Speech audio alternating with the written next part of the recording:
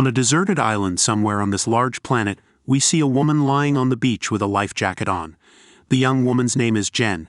She was unconscious, and when she regains consciousness, she notices that Brad, her friend, is also unconscious. She runs to him and upon turning him over, sees a piece of coral embedded in his stomach. Barely alive, Jen, terrified, screams for help, but there's no response. She takes off her backpack and life vest and drags Brad further away from the water. Jen then removes the coral from her friend's belly and uses her scarf to press against the wound. She ventures into the nearby woods, finds a coconut, opens it with a rock, and hurriedly returns to Brad, pouring the coconut water into his mouth, only to find that he has already died. Holding his face, she calls for him, but her friend is gone, leaving her devastated. The island where Jen and Brad are stranded has a small strip of beach surrounded by dense forest. Jen, in grief, walks around the island, completing a circle and returning to Brad's body. She then enters the jungle, reaching a clearing where she sees a bag hanging from a tree and a red cooler. Excited, she calls out again, hoping to see someone, but no one answers. Jen examines the bag's contents and, seeing medicine with a date of 1994, realizes that whoever was there before her was long gone. In the cooler, she finds some bottles of Coca-Cola but soon leaves them behind. Moving on, she finds a thermos and a small metal box. Inside the box, she finds a deck of cards, a pack of matches, and other items. She also discovers an abandoned tent covering a backpack containing an old Game Boy, a car radio, a book, and a teddy bear. When Jen returns to the beach, she hears a sound from a hollow tree and investigates, finding a tropical bird. She gathers some leaves to cover Brad and looking around sees nothing but sand and ocean. That night, there is heavy rain, and she seeks shelter under some leaves, using a jacket for cover. The next morning, she catches some small fish stranded on the beach. Picking them up, she sees a dead shark split in half with deep marks on its body. Jen stares at the sea, wondering what could have caused such wounds. She tries to clean the fish using a flat stone as a knife. It's a difficult task, but she eventually gives up and returns to the cooler, sitting down with her belongings. She opens her diary and finds that the water has erased all the ink inside. Jen sees a photo of her and her boyfriend in the jungle. She finds another clearing where she sees a burial site for 3 people who had been there long before her, which frightens her.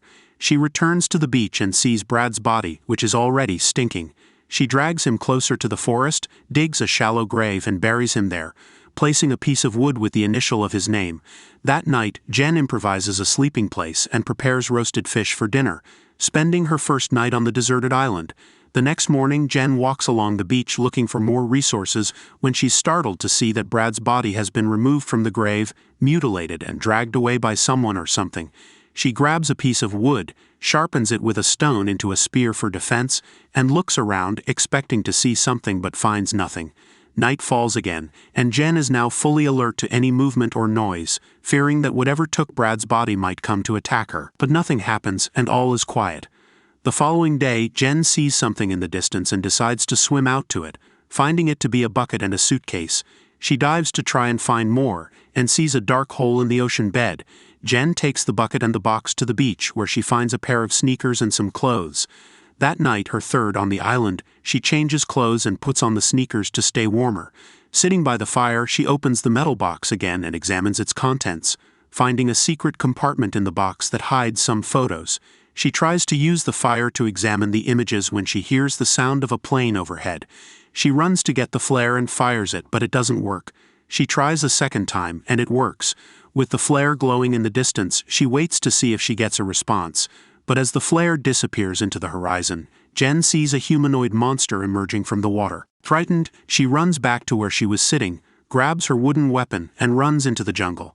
She finds a place to hide, listening to rustling leaves and approaching footsteps. She stays hidden until she eventually hears the monster leave. The next day, Jen runs back to the beach. She looks again at the 4 photos she was examining the night before and discovers they are of a family. The last photo shows a woman holding a bag near the tree Jen found earlier. In the photo, Jen can see 2 shining dots in the distance. She contemplates what to do and empties the suitcase, putting Brad's life jackets inside and trying to use it as a raft. She takes this makeshift raft to the ocean and tries to get on it, but despite several attempts, the suitcase raft can't support her weight. So she throws the life jackets and the suitcase back to the beach. That night, Jen uses the hollow tree as her sleeping place, keeping her weapon close in case the monster returns. At some point during the night, Jen is sleeping inside the trunk when she hears the monster arrive. She tries to stay quiet as the beast approaches and rolls the trunk with Jen inside, but she makes no noise. Luckily, the terror doesn't last long, and it ends with the thing going away. The next morning, a frightened Jen comes out of the trunk and manages to catch a small shark using some little fish as bait. She then uses the shark as bait for the monster that night, which is already the fifth. While hiding in a place where the hanging shark is within her line of sight, she watches, hoping the monster will just take the shark and go away without wanting to go after her. Jen closes her eyes for a short time, and when she opens them, the shark has already disappeared. The next morning, Jen examines the worn ropes and, while sharpening her weapon, sees something in the distance. It's a body floating in the water. She goes up to the body and discovers it's a man cut in half with a mutilated face. Jen then hangs the body in the same way she did with the shark. On the sixth night, Jen is sitting in her hiding place, watching the monster knock down the body and take it to the ocean. She hears the sound of an airplane engine, but is still contemplating what to do when she sees the monster's feet nearby. She manages to stay quiet until the monster moves away. The next morning, Jen prepares a tarp to improvise a high net in the trees, believing that she will be able to rest without being seen by the creature. Later that seventh night, the weather seems to turn, and it thunders a lot. She hears the monster nearby and looks for it. During a lightning flash, she sees the creature, which unfortunately also sees her. She quickly lies down in the net, and when the monster approaches, she almost hyperventilates. The monster pulls the net, and Jen falls to the ground but manages to escape the beast. She grabs her weapon, runs to the beach, and continues running desperately. The monster jumps out of the water, almost grabbing Jen, but she is faster, and the creature returns to the water. Attacking again, the monster stands up in front of Jen, who attacks it with her weapon. The monster throws her away, but before she can get up, it kicks her into the water. Jen looks for the beast, but it has disappeared. Now injured and scared, she returns to the jungle and takes refuge on top of a tree to try to recover. In the morning, Jen goes down to the beach and washes her wounds from the fight with the monster. Then she changes clothes and is surprised to see an inflatable raft with a tent slowly approaching the island on the horizon. Not believing what she sees, she swims towards the raft and finds two other survivors from the shipwreck, her boyfriend Lucas Griffin and her friend Mia Reed. When they reach the beach, Jen can hardly believe her luck and immediately throws herself into her boyfriend's arms. Lucas reassures her, saying that now everything will be all right. After a while, Jen prepares breakfast for Lucas and Mia and pleases them with a 20-year-old soda. They admire the beauty of the island, but Jen warns about the danger lurking beneath the waters. Lucas asks Jen to calm down and affectionately calls her dear. She tells her friends about the sea monster and the black hole in the ocean floor where it drags its victims. Seeing that her closest people don't believe her, Jen talks about Zach, whose mutilated body was eaten by the monster. Hearing the name of their friend, Lucas and Mia exchange embarrassed glances. Jen vividly describes all the horror she experienced over those days and shows a photo of the deceased family that reveals the shining eyes of the monster. Despite all her arguments, Lucas and Mia remain skeptical, although Mia believes there are graves on the island of the family that lived there. She wonders who buried them. They suggest that Jen calm down and wait for Brad or anyone else to arrive on the shore. After all, the current takes everyone to this island. Jen tells Mia that Brad, who was her boyfriend, didn't survive the shipwreck, and that the monster dragged his body underwater. Mia walks away from her friends in tears, trying to comprehend her loss. After some time, the friends are alone on the beach.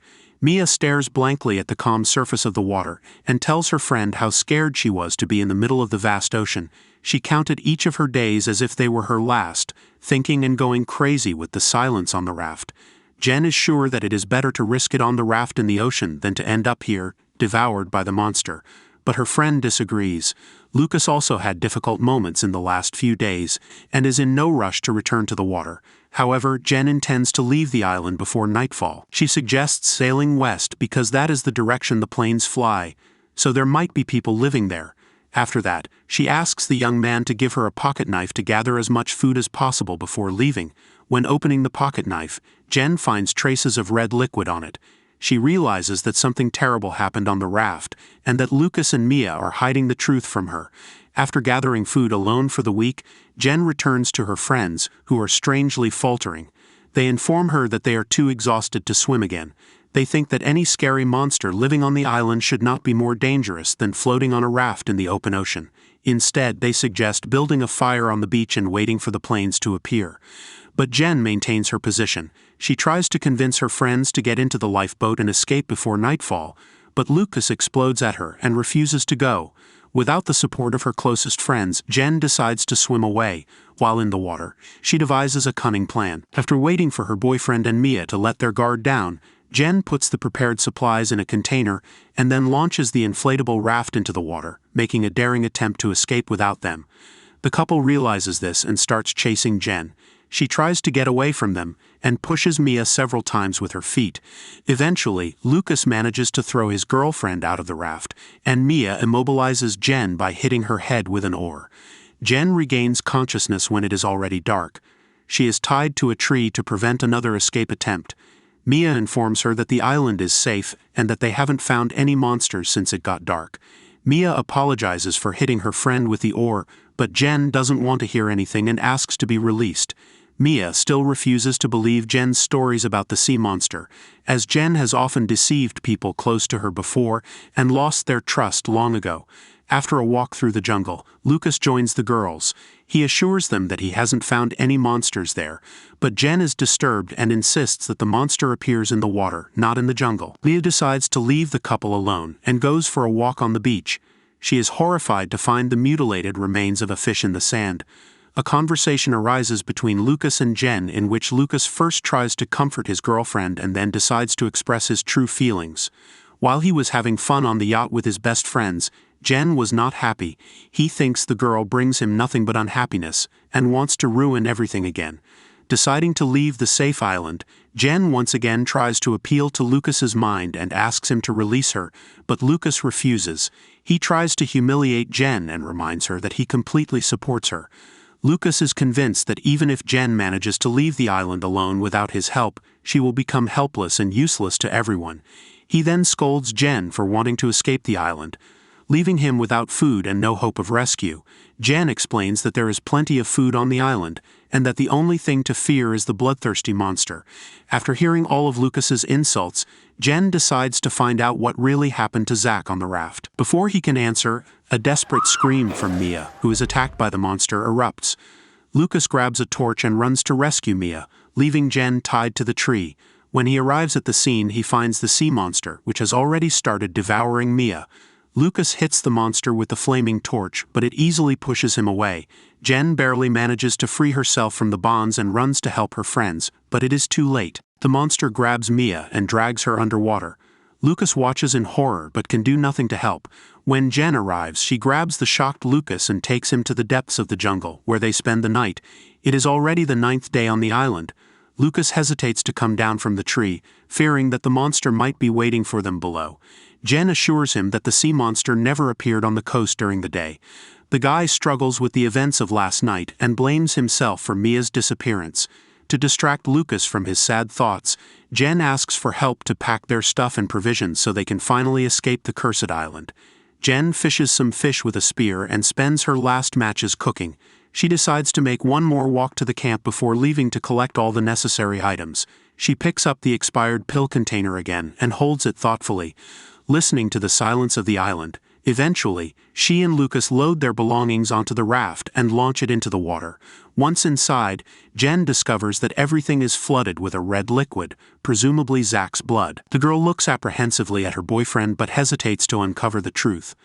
Lucas rows away from the coast and they start moving west, where they can be detected by passing planes. But then Lucas notices something moving underwater. Moments later, the sea monster jumps up and attacks them. Lucas and Jen barricade themselves inside the raft, but the monster continues attacking from all sides. They are very scared as they were convinced that the monster only appeared at night. The sea monster breaks the bottom of the raft and tries to grab Jen, but she pushes it away with her feet. Lucas shoots several times at the monster's head with his flare gun and pushes it into the water with a spear. Water starts coming in through the hole in the bottom of the raft. There's a brief silence, after which the sea monster drags Jen underwater. In broad daylight, the monster looks like a giant mix of a shark and a human. It drags Jen slowly toward a dark hole on the ocean floor. Overcoming her fear, Jen remembers the pocket knife. She uses it to wound the monster, which swims away, bleeding black liquid. Then the monster notices Lucas, who dives in to save Jen. The monster quickly grabs Lucas, and despite his attempts to fight with a spear, it pulls him into the dark hole. Jen can't help him. She gets out of the water and screams in despair. With no other options, she has to go back to the island, where the broken raft is carried by the current. Jen struggles to start a fire and writes a final message in her diary about what happened and her experience with the monster. She hopes her message will help any future shipwreck survivors. If she can't deal with the monster alone, Jen prepares for a final battle. She sharpens tree branches and uses bones to make weapons. At night, the monster comes out to hunt again. Jen traps it in a circle of dry sticks and grass, then sets it on fire. The monster gets confused and tries to escape. Jen uses this chance to attack with her spear. She grabs more sharp sticks and continues attacking, but the monster throws her away. Jen doesn't give up and keeps trying to stab the monster with her spears. After a fierce fight, the monster grabs Jen and squeezes her head, trying to crush it. Despite this, Jen manages to stab the monster's chest with a small piece of wood. Both are badly hurt, but the monster keeps chasing Jen to the shore. The girl stops, ready to fight again, but the monster collapses, exhausted. Jen kills the monster by stabbing it with her spear and then decapitates its body. The terrible night turns to dawn. We see Jen limping towards the raft, carrying the monster's head as proof of what happened on the cursed island, which is now on fire. This will help her get rescued, serving as a signal for someone to see from afar. Thank you for watching. Don't forget to subscribe. See you on the next video.